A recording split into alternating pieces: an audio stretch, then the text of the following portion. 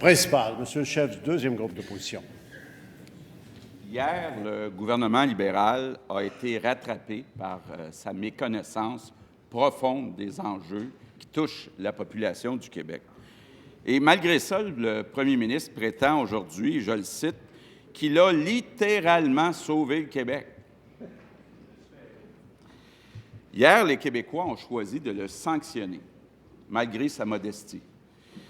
Et ils lui ont dit clairement, arrêtez de nous regarder de haut. Soyez attentifs à nos préoccupations. Et le meilleur exemple, c'est le refus du premier ministre d'interdire les signes religieux pour les personnes qui sont en poste d'autorité.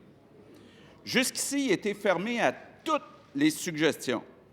Et ce qui dérange le plus les Québécois, c'est l'approche intransigeante du premier ministre pour faire un compromis. C'est sa tendance à s'attaquer à tous ceux qui ne sont pas d'accord avec lui pour les signes religieux des personnes en autorité. Puis ça, c'est la grande majorité des Québécois. Donc, est-ce qu'aujourd'hui, le premier ministre est ouvert à revoir sa position sur les signes religieux pour les personnes qui sont en autorité? A-t-il compris hier les préoccupations des Québécois? Monsieur le premier ministre. Lorsqu'on gouverne sur la base de principes, évidemment, les orientations demeurent les mêmes. Cependant, on est toujours prêt à discuter des modalités. Il y a un projet de loi qui va être soumis à l'examen. Je l'engage à participer au débat, de proposer des amendements. Nous, on a été clairs depuis le début. Ça fait des années, personne ne peut être surpris, là. Ça fait des années qu'on dit exactement ce qu'on veut faire. Il faut absolument encadrer les accommodements.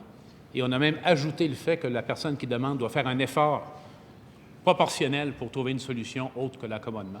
On veut protéger notre patrimoine québécois. C'est inscrit dans le projet de loi. Et on veut, le plus possible, être exactement là où la commission Bouchard-Taylor nous amène, en restant dans la légalité, ce qui, à mon avis, n'est pas un détail. Maintenant, Monsieur le Président, je vais un peu reprendre la façon dont mon collègue pose sa question. Moi, je crois que ce qui préoccupe au jour le jour, au plus haut niveau, d'ailleurs, de nombreuses enquêtes le prouvent, les Québécois, c'est la qualité de leurs emplois, leur famille, la santé, l'éducation. Avec tout le respect que je lui dois, les questions qu'il soulève ici depuis des semaines sur l'accoutrement des gens viennent très, très, très, très bas dans la liste de priorités des Québécois. Alors, je pense qu'il faut se coller effectivement sur la population. La population demande, oui, plus de contact direct avec ses besoins. On va le faire, on va continuer, on va aller sur le terrain, parler aux gens, leur demander ce qui doit être amélioré dans les façons dont on donne des services publics.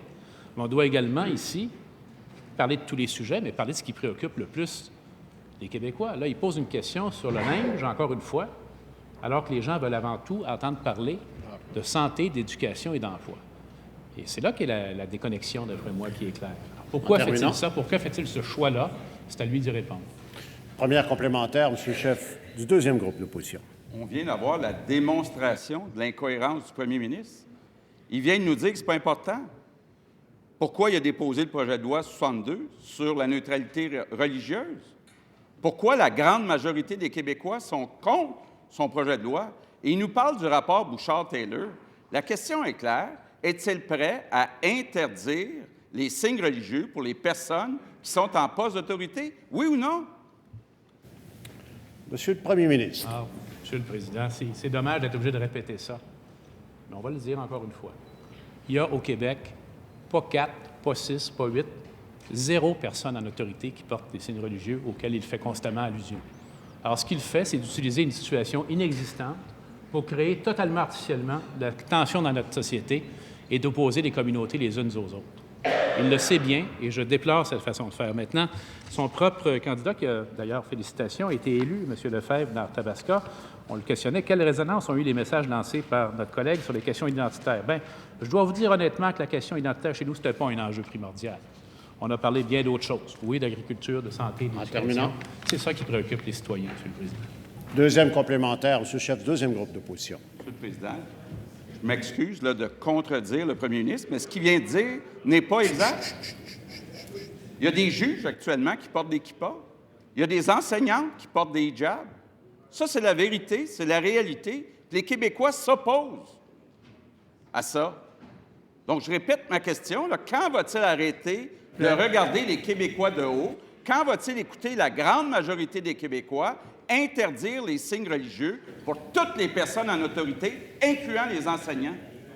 Monsieur le Premier ministre. Monsieur le Président, ce que je vais répéter, c'est que moi, je suis totalement, comme tout le reste de mon équipe, à l'écoute des besoins réels, concrets de la population.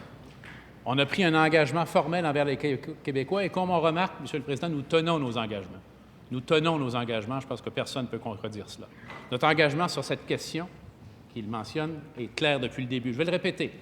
Il faut encadrer les accommodements raisonnables. On ajoute demander un effort réciproque de la personne en demande.